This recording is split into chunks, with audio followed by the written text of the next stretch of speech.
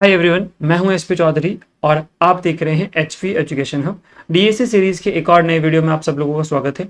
Last lecture में हमने discuss किया था कि हम दो सॉर्टेड एरे को मर्ज कैसे करेंगे। उसी कॉन्सेप्ट पे बेस्ड एक प्रॉब्लम है लीड कोड की, problem number 88, merge two sorted array. यदि हमें दो सॉर्टेड एरे को मर्ज करना हो तो हम किस तरह से करेंगे। अब यदि इस प्रॉब्लम की यदि हम बात करें तो इसमें थोड़ा सा चेंज है, हमने जो लास्ट लेक्चर में पढ़ा उसमें और अभी वाले इस लॉजिक में छोटा सा चेंज है। क्या है देखते हैं। सबसे पहले हम देखते हैं प्रॉब्लम क्या है। प्रॉब्लम यह है कि हमें nums1 और nums2 नाम के दो एरे दिए हुए होंगे जो कि सॉर्टेड होंगे नॉन डिक्रीजिंग ऑर्डर में, यानी इंक्रीजिंग ऑर्डर में सॉर्टेड होंगे, जिनकी साइज m और n होगी, है ना। यानी पहले एरे में m एलिमेंट्स और दूसरे एरे में हमें n एलिमेंट्स मिलेंगे। इसके बाद में हमें क्या करना है, इन दोनों को मर्ज करना है, यानी इन दोनों के एलिमेंट्स को मर्ज करना है और स्टोर करना है पहले वाले एरे में। यानी यहां हमें कोई तीसरा नया एरे नहीं बनाना है। जितने एलिमेंट एरे 1 में है और जितने एलिमेंट एरे 2 में है, इन दोनों को मर्ज करना है और एरे 1 में स्टोर करना है। एरे 1 की इतनी कैपेसिटी इसमें रखी है कि दोनों एलिमेंट्स आ सके। ठीक है, तो ये हम देखते हैं कि हम किस तरह से मर्ज करेंगे। अब सिंपल सा लॉजिक है ना, बस थोड़ा सा हमें अलग तरीके से सोचना पड़ेगा। मान लो जैसे कि इन्होंने एक एरे दिया है num1 जिसमें एलिमेंट है 1 2 3 0 0 और 0, और ऐसे ही दूसरा एरे है num2 जिसमें एलिमेंट है 1 5 और 7। पहले एरे में कितने एलिमेंट है, 0 काउंटेबल नहीं है ना। 0 तो वो प्लेस बताते हैं जिसमें num1 के डेटा स्टोर किए जा सके। तो हमें एक m गिवन है, m क्या होगा सर, m होगा पहले एरे में कितने एलिमेंट है 1 2 3, और एक n गिवन होगा कि दूसरे एरे में कितने एलिमेंट्स है, यानी इसमें भी 3 है तो 1 2 3। अब हम यहां पर क्या करेंगे, तो लास्ट क्लास में हमने क्या किया, हमने इसका पहला एलिमेंट और इसका पहला एलिमेंट कंपेयर किया था, है ना, और फिर जो छोटा एलिमेंट था उसको हमने स्टोर करवा दिया।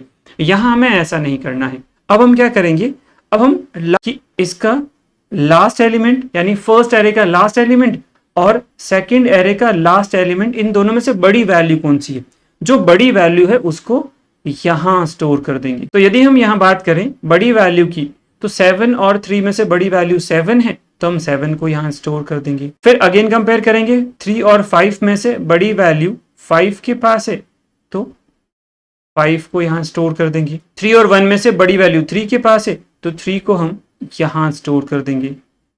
अगेन कंपेयर होगा 2 और 1 का, 2 बड़ी वैल्यू है तो 2 को यहां स्टोर कर देंगे। फिर 1 और 1 में से कंपेयर करेंगे, इस वाले 1 को ले आते हैं तो यहां पर आ जाएगा 1। अब एक चीज हमें चेक करनी है, ये चेक करना है कि यदि दूसरा वाला एरे खत्म हो जाता है, यानी इसके सारे एलिमेंट्स कंपेयर होकर के पहले एरे में आ जाते हैं, तो वहां हमें कुछ भी करने की जरूरत नहीं है। यदि दूसरे एरे में कुछ एलिमेंट बच जाते हैं तो उनको हमें कॉपी करके लाना पड़ेगा पहले एरे में। ये कोड हमें एक्स्ट्रा लिखना है। देखो क्या करेंगे, इसके लिए हम चलते हैं प्रोग्राम पे। पहले आपको क्या करना है, एक तो इससे मतलब जब भी आप लीड कोड पे प्रॉब्लम सॉल्व करने बैठो, हमें क्या चीजें ध्यान रखनी ये देखना। एक तो हमें सिर्फ प्रॉब्लम को फोकस करना है, इनपुट कैसे आएगा आउटपुट कैसे आएगा बिल्कुल देखने की जरूरत नहीं है। हमारा मेन टारगेट होता है कि ये वाला फंक्शन कैसे काम करेगा, राइट, इसको हमें सॉल्व करना है। तो हमें बाकी कोई भी कोड देखने की जरूरत नहीं है कि क्लास कैसे बन रही है, कैसे वो कॉल हो रहा है, कुछ भी देखने की जरूरत नहीं। हमें पूरा फोकस इस फंक्शन पे करना है ना, और इसमें क्या वैल्यू इनपुट होगी वो हमें यहां एक्सप्लेन किया हुआ होगा। पहले तो इसकी डिस्क्रिप्शन पढ़ लो कि क्या लिखा हुआ है, ठीक है, उसके बाद इसके एग्जाम्पल देख लो, चीजें और अच्छे से समझ में आ जाएगी। और एक इंपॉर्टेंट चीज, इसके कंस्ट्रेंट्स जरूर से पढ़ लेना है ताकि यहां हमें पता चल जाए कि हमें कितनी लिमिटेशंस में रह करके काम करना है। जैसे ये कह रहा है कि num1 की लेंथ कितनी होगी, सर num1 की लेंथ है जिसमें दोनों एरे के एलिमेंट्स आ सके। दूसरे की लेंथ क्या होगी, n होगी, ठीक है। अब m और n क्या हो सकता है, तो m और n 0 से ज्यादा और 200 से कम होगा। अब एक चीज हमें ये पता चल गई कि कोई भी एरे खाली तो नहीं रहने वाला है ना, सॉरी 0 एलिमेंट खाली रह सकता है। तो हमने कहा 0 से बड़ा या बराबर, और यानी एलिमेंट 0 रह सकता है या 200 से कम, मतलब 0 to 200 के बीच में कितनी भी साइज हो सकती है। और यदि हम n और m की बात करें तो इनका एडिशन भी कितना होगा, तो इनका एडिशन जो है वो भी 200 से कम होगा, क्योंकि पहले वाले एरे की लेंथ 200 तक जा सकती है। उसके अलावा अगली वाली कंडीशन को हमें देखने की अभी फिलहाल जरूरत नहीं, क्योंकि हर एक एलिमेंट को कंपेयर करना है। यहाँ पर प्लस माइनस कुछ हमें करना नहीं कि हम उनकी वैल्यू को देखें। तो जब आप कोई ऑपरेशन नहीं करने हो एलिमेंट्स पे, तो हमें इस लास्ट वाले को देखने की जरूरत नहीं कि रेंज क्या है, हमें लूप कैसे चलाना है, कोड क्या लिखना है। इसकी यदि हम बात करें तो फर्स्ट हम देखेंगे, मैंने एक i, एक j और एक k ले लिया। एक i, एक j और एक k, ये तीन एलिमेंट मतलब तीन वेरिएबल ले लेंगे, ठीक है। फिर एक लूप चलाएंगे जिसमें i को रखते हैं हम पहले एरे पे रख लेते हैं, तो m-1, ठीक है। j को हम रख लेते हैं n-1, सबको आखिरी इंडेक्स पे रख रहे हैं, ठीक है।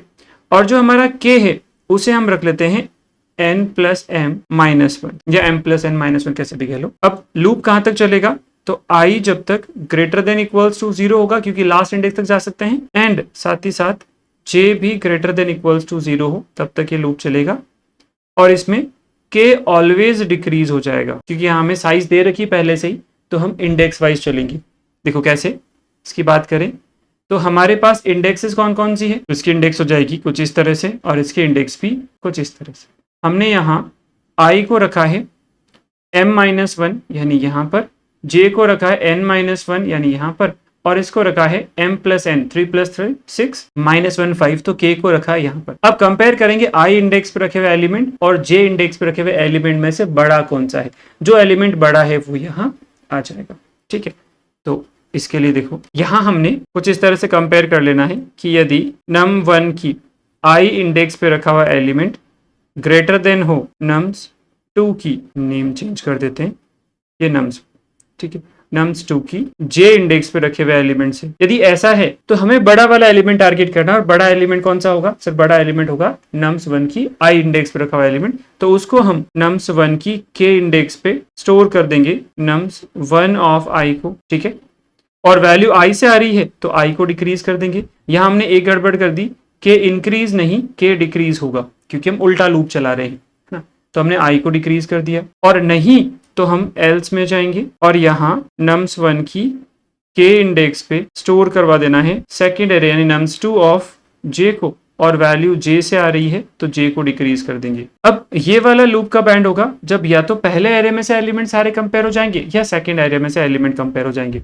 अब यदि सेकंड एरे के सारे एलिमेंट खत्म हो गए तो हमें कुछ लेना देना नहीं, लेकिन यदि उसमें एलिमेंट बच गए तो यहाँ पर हमें देखना पड़ेगा। तो एक लूप चला लेंगे हम कि j अभी भी ग्रेटर देन इक्वल्स टू 0 है, इसका मतलब है कि nums2 में एलिमेंट बच गए हैं, तो यहाँ हम nums1 की k इंडेक्स पे स्टोर करवा देंगे nums2 की j इंडेक्स वाली वैल्यू को। और मैंने दोनों को साथ ही माइनस माइनस कर दिया है, ताकि पहले एलिमेंट स्टोर हो जाए, उसके बाद में प्री इंक्रीमेंट डिक्रीमेंट अप्लाई हो जाए, ठीक है।